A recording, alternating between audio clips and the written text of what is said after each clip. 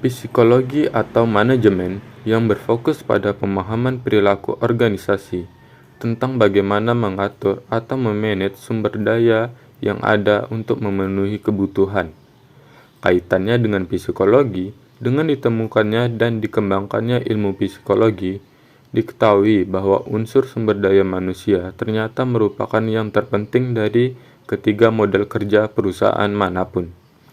Psikologi industri dan organisasi yang mengkaji masalah perilaku manusia dalam konteks manajemen keorganisasian dengan fokus kajian individu, tim atau kelompok, dan organisasi dalam rangka meningkatkan proses produktivitas manusia mencapai tujuan organisasi. Perkembangan ilmu pengetahuan dan teknologi yang semakin pesat pada gilirannya turut memperkaya dan memperluas wahana ilmu manajemen.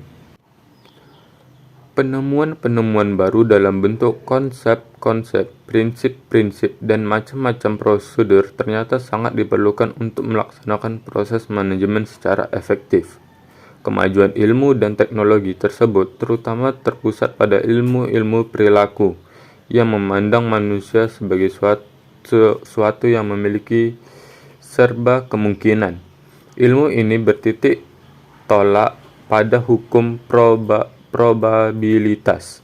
Manusia bukan suatu mesin yang bersifat mekanik, melainkan memiliki motivasi, ambisi, aspirasi, kreativitas, dan berbagai potensi psikologis lainnya. Psikologi adalah studi tentang tingkah laku manusia, yakni tingkah laku individu yang berinteraksi dengan lingkungannya. Individu merupakan suatu kesatuan organisme yang hidup, potensial berkembang. Lingkungan mengandung makna yang luas, meliputi lingkungan sosial dan lingkungan alami. Psikologi sebagai suatu ilmu memiliki karakteristik sebagai berikut.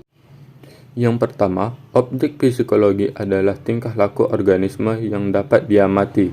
Fungsi psikologi adalah untuk menentukan dan menjelaskan tingkah laku tersebut. Misalnya, mengapa manusia melakukan perbuatan tertentu, dan kondisi-kondisi apa yang menyebabkan atau mempengaruhinya, sehingga berlaku atau berbuat tertentu.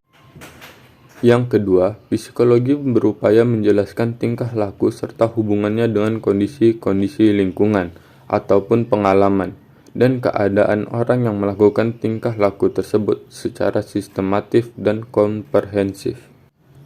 Yang ketiga, psikologi merupakan metode ilmiah untuk menjelaskan tingkah laku berdasarkan data yang diperoleh melalui observasi yang sistematik, misalnya dengan tes yang handal. Yang keempat, penerapan psikologi dalam situasi praktis berdasarkan pada pengetahuan ilmiah tentang tingkah laku. Jadi, bukan dengan cara common sense, melainkan menggunakan prinsip-prinsip psikologi secara sistematis. Yang kelima, proses interaksi adalah tingkah laku individu pada hakikatnya merupakan reaksi terhadap suatu atau seperangkat stimulus yang berasal dari lingkungan dan bersumber dari dunia. Reaksi mana ditunjukkan kepada lingkungan dan dunia sekitarnya. Tingkah laku manusia, semua jenis tingkah laku pada umumnya ditandai oleh unsur-unsur sebagai berikut. Suatu tingkah laku dilandasi oleh motivasi tertentu.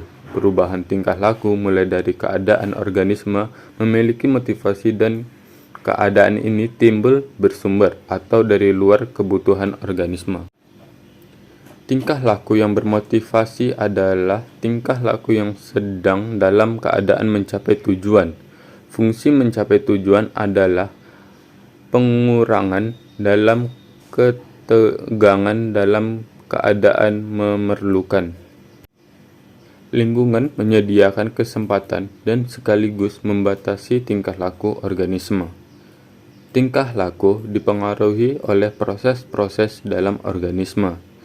Tingkah laku ditentukan oleh kapasitas pada organisme manusia itu sendiri. Yang keenam, hakikat lingkungan.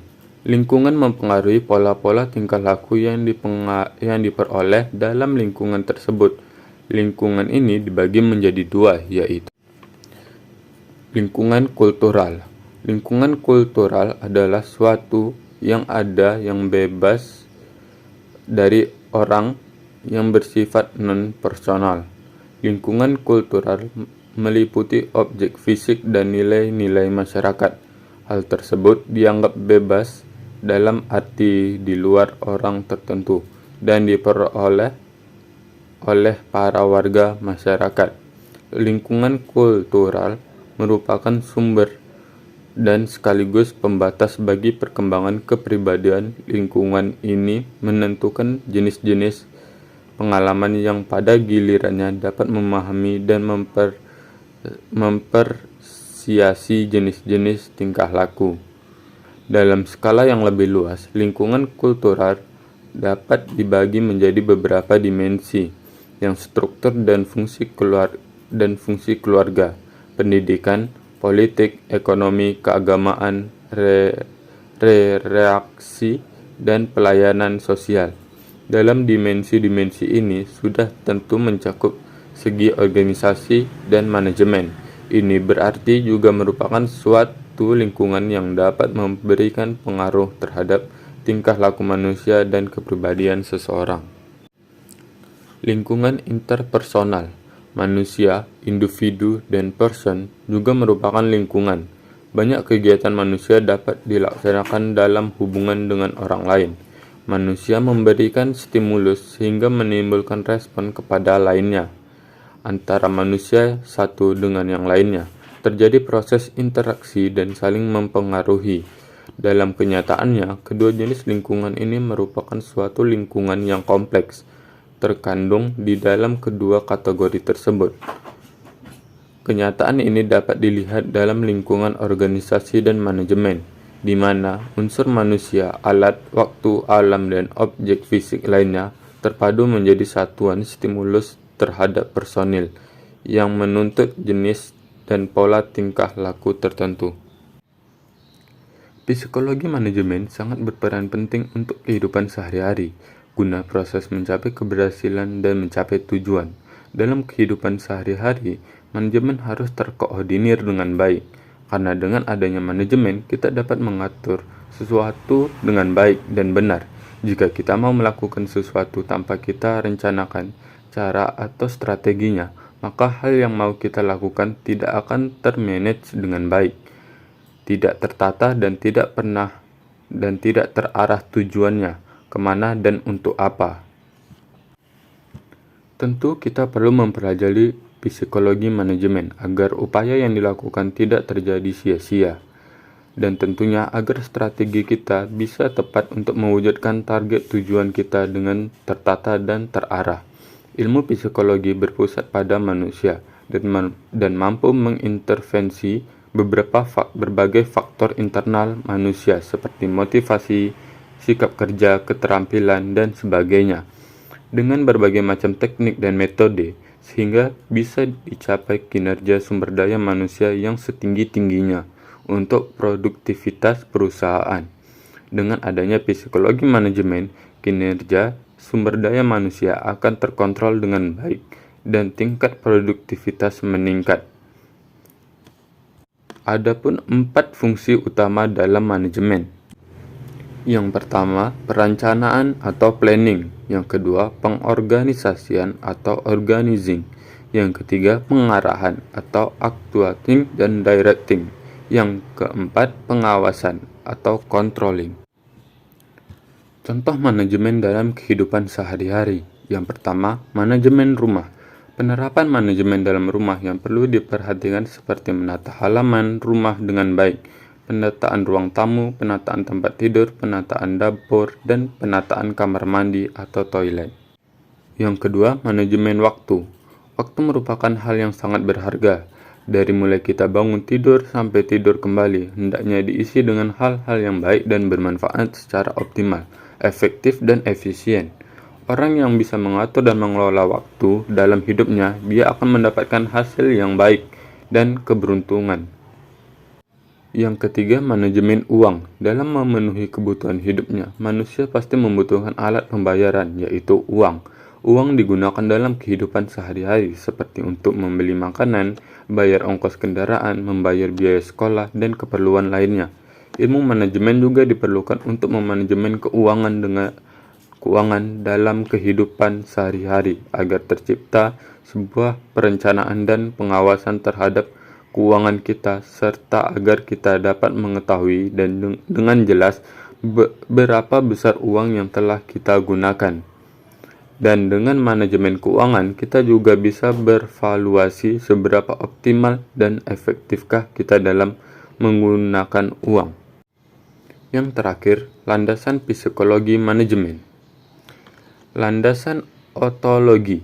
Kata ontologi berasal dari perkataan Yunani, on yang berarti being, dan logos yang berarti logik. Jadi, ontologi adalah the theory of being qua being, atau teori tentang keberadaan sebagai keberadaan. Dalam pengertian lain, ontologi itu terdiri dari dua suku kata, yaitu otos dan logos. Otos berarti sesuatu yang berwujud dan logos berarti ilmu.